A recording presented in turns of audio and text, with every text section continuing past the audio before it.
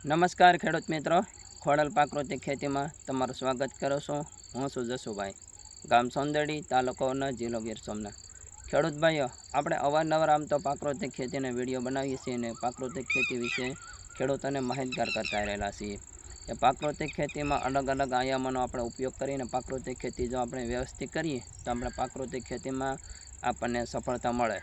કે હું તો ઘણા વર્ષથી પ્રાકૃતિક ખેતી કરું છું, પણ અન્ય ખેડૂતો પણ પ્રાકૃતિક ખેતી તરફ વળે, પ્રાકૃતિક ખેતી કરતા થાય ને પ્રાકૃતિક ખેતીથી પકવતો અનાજ, શાકભાજી, કઠોળ જો આ આપણે ખાઈશું તો આપણું શરીર પણ તંદુરસ્ત રહેશે ને આપણે નિરોગી રહીશું. તો ખેડૂત ભાઈઓ, પ્રાકૃતિક ખેતીમાં જે અલગ અલગ આયામો હોય છે કે આપણે ગાય આધારિત પ્રાકૃતિક ખેતી કરતા હોય તો ગાય આધારિત પ્રાકૃતિક ખેતીના અલગ અલગ આયામોનો જો આપણે ઉપયોગ કરવાનો હોય છે. તો અલગ અલગ આયામોમાં આપણે જીવામૃત, ઘનજીવામૃત, બીજામૃતનો પટાપ, આચ્છાદન, વાપસા અને મિશ્ર પાક પદ્ધતિ કે સહજીવી પાક, જો આ આપણે પાસે આયામોનો આપણે ઉપયોગ કરીએ ને તો આપણે વ્યવસ્થિત પ્રાકૃતિક ખેતીમાં આપણને સફળતા મળે ને પ્રાકૃતિક ખેતી આપણે તરફ આગળ વધી શકીએ. તો ખેડૂત ભાઈઓ, આજે જે તમને વાત કરું છું ને કે મારા ખેતરમાં મેં શાકભાજીનું વાવેતર કરેલું છે.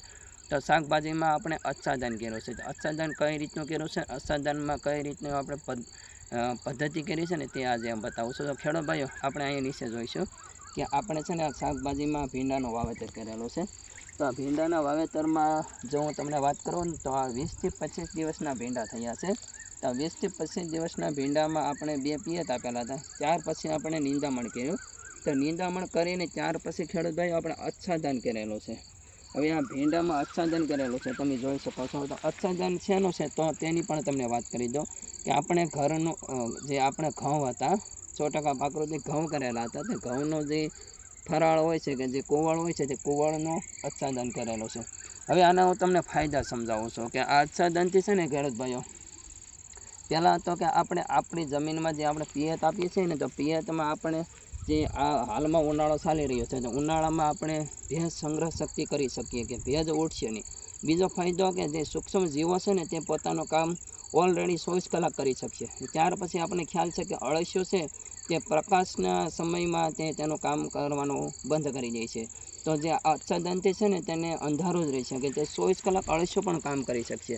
કે આચ્છાદનથી થતા ફાયદા આ છે. અને બીજા કે ખેડૂત ભાઈ, હવે છે ને આપણે જ્યાં ભીંડાનું વાવેતર કરેલો છે તો ભીંડાના વાવેતરમાં ત્યાર પછી નિંદામણ પણ આમાં ઉગશે નહીં. શા માટે કે જે નિંદામણ છે ને તે ડટાઈ જાય છે અને તેને પ્રકાશ ન મળે, તેને હવા ન મળે, એટલે માટે નિંદા પણ ફરી વખત ઉગતો નથી.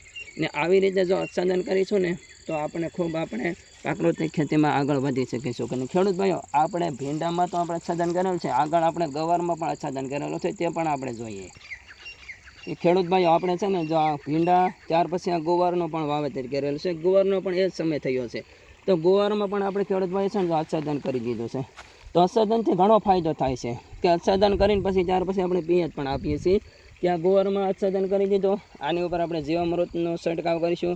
જીવામૃત સાથે સાથે આપણે પિયત સાથે પણ આપીએ છીએ. તે પણ હું તમને હાલો ખેડૂત ભાઈ બતાવો.